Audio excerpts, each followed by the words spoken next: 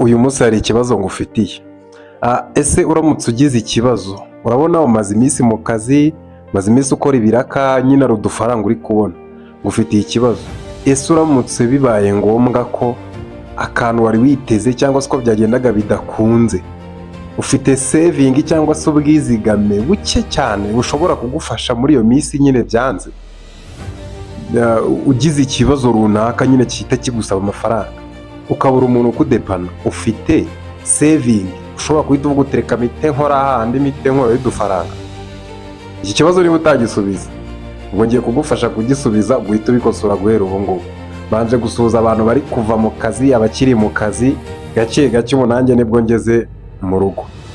Hanyuma rero ikibazo rero kirabaza giti, ese wowe ufite amafaranga ashobora kugufasha mu gihe ugize ikibazo, cyangwa watangira kuguza bakayakwiba?